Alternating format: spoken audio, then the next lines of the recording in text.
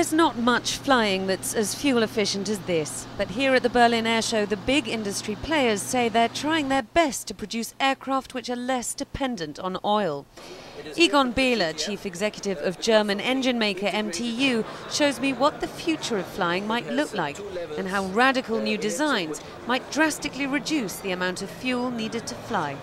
It is possible to do that and to achieve, as I said, 1 liter per person per 100 kilometers. 1/3 of an Airbus A380 fuel consumption. How long until we can see that in the skies above us? It's still ahead. I would say 2030 is a good figure. 2030 seems to be a date which crops up a lot. By then, Airbus says it hopes to have phased out kerosene-based jet fuel altogether.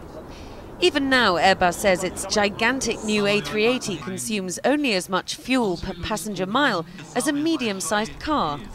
But it hopes by 2030 that the entire Airbus fleet could be powered by a biofuel made from slow-going algae, which it says wouldn't compete with food stocks. If you went to algae, then an area the size of Belgium could supply the world with aviation kerosene. In the shorter term, though, the big plane makers are exploring other ways to improve their fuel efficiency.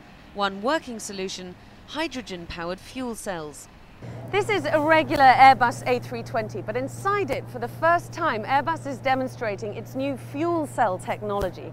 Now, the fuel cell, it says, will never be able to power an entire plane. It won't be able to replace kerosene altogether. But what it will be able to do, Airbus says, is at least fuel all the electrical systems inside.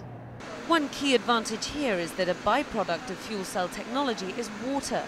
And that can then be used in the aircraft's waste systems, meaning there's less water to transport in the first place. For many of the spectators at the air show, though, the high price of oil is a secondary concern. It's stunts and military might, which your average air show enthusiast is after, and there's nothing fuel efficient about that. Diana Magnay, CNN, Berlin.